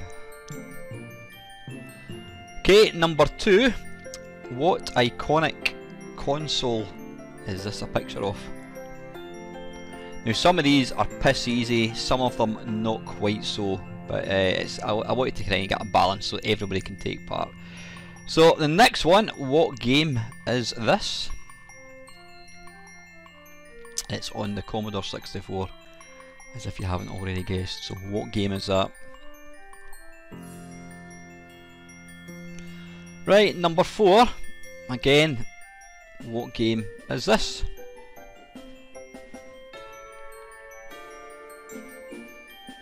Classic game. Next one, who is this iconic programmer? With an extremely dodgy hairdo and obviously wearing his Christmas jumper. Who is he? Number 6, what arcade game is this little snippet of music from?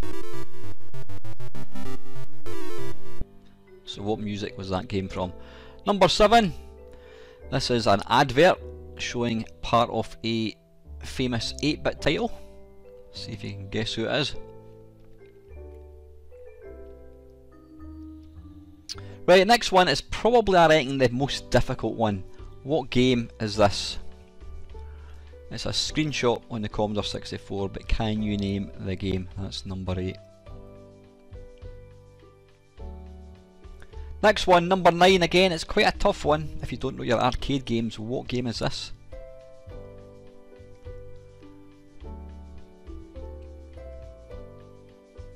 It's kind of a scramble type game, so what is the game?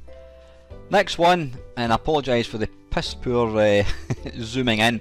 What game is this little character taken from? It's an arcade game, and I'll give you a clue, it's also a release on the Sega Mega Drive. What game is it?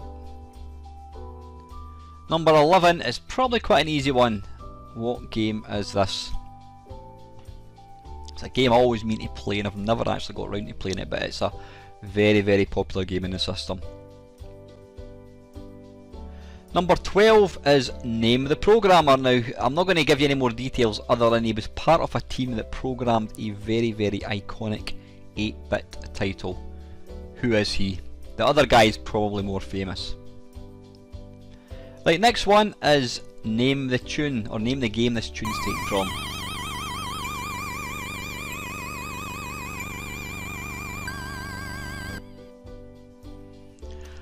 Okay, next one, what famous software house is this part of the logo? You know, I think it's quite easy, but there again, I made the question up, so I would say that. What is the company logo? Number 15 is what advert, or what advert for a game is this taken from? It was in Zap 64, and it was an advert for a game. What is the game? This next one, slightly different.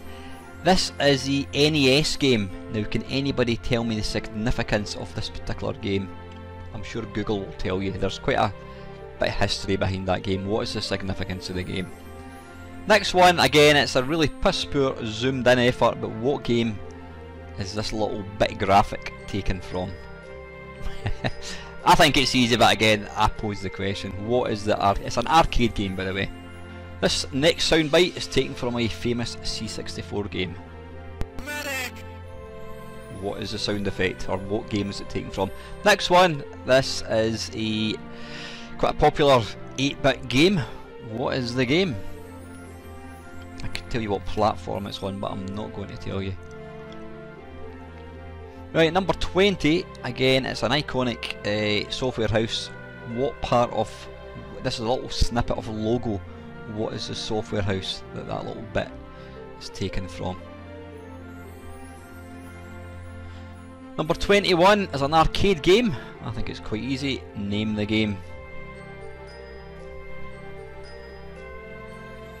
So what arcade game is this? That is taken from the arcade version. Right, this next sound sample is taken from an arcade game.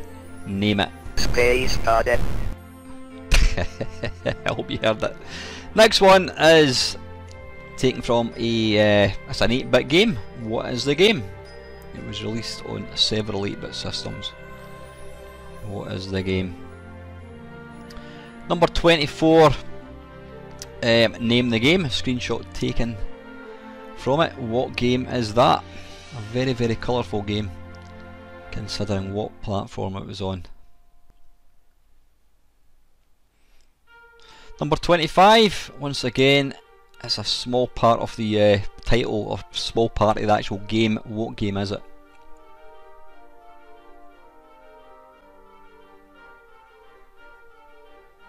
This next one, it's a home computer. I've cut out a wee bit that tells you the name of it. What 8-bit computer is that?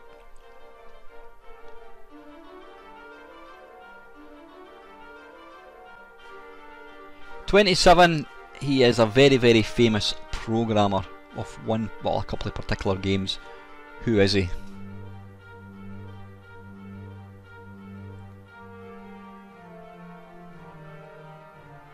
Number 28 is a small picture of the front page of a very iconic video games magazine.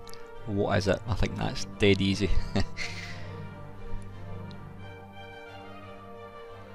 Number 29 is another game. This particular version was released on one of the 16-bit consoles. What is the name?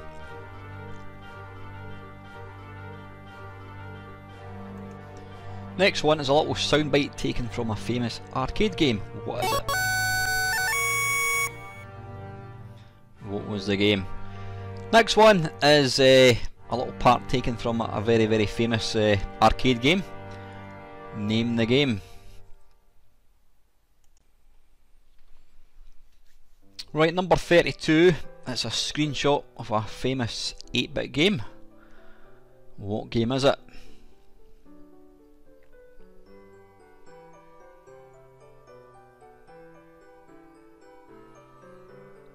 Number 33 is a very, very prolific musician, particularly on the Commodore 64. Who is that gentleman?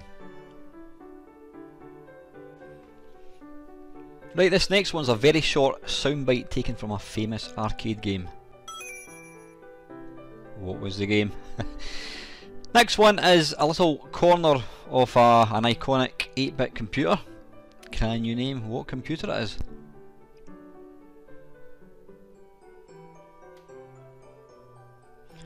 Number 36, back to company logos. Can anybody tell me what logo, what company is that logo taken from? It's obviously very zoomed in. Can you figure out what the company is? Next one is a soundbite taken from an 8-bit game. What is it? What was the game? Number 38, it's a 16-bit game. Can you name it? I think that was taken on the on the Amiga, that particular one, although it was on the ST as well, I think. Next one again, it's a little soundbite taken from an 8-bit game.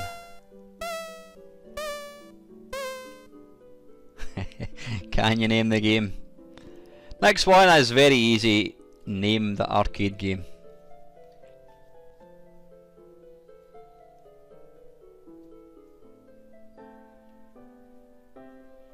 Number 41, it's a snippet of music taken from an iconic arcade game.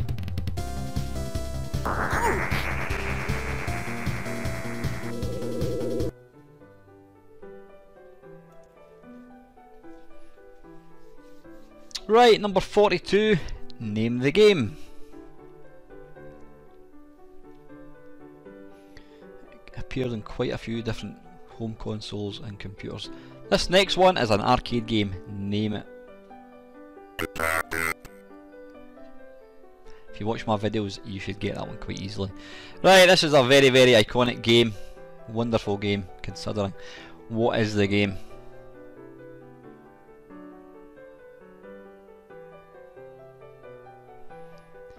Number 45, name the game. Again, it appeared on a plethora of different platforms. Really simple game, but really, really good fun to play.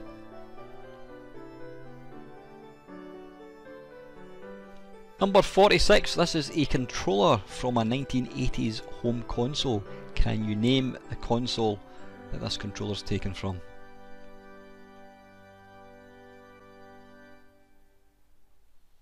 Next one is soundbite type again. It's an arcade game. Name the game. I think you know that one. Right, 3 to go. This is number 48. What game is this?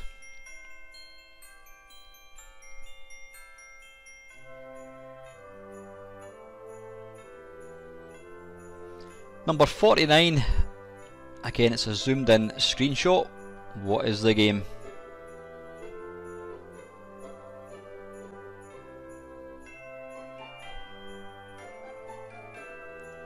And very lastly, question number 50. Again, zoomed in screenshot. Can you name what game this is? I appear to have drawn across it. Ignore the black bit. Name the game. Yeah, that's it, guys. I hope you've enjoyed it. It was quite good fun putting it together. It's quite difficult actually trying to get a fine line between being too difficult and being too easy. You know, hopefully I've tried to kind of pitch it so that most people should be able to get it. I mean, there's a couple of questions in there that might be a bit too difficult for some people, but like I said, it's only a bit of fun. I was thinking about putting out a prize or something, but then you've got the difficulty of people not reading other people's answers, so it's purely a bit of fun. You can feel free to stick your answers below in the comment section, and like I says, at next week's waffle I will give out the answers. So anyway guys, thank you very much for watching. I hope you all have a wonderful Christmas. Yo ho ho ho ho.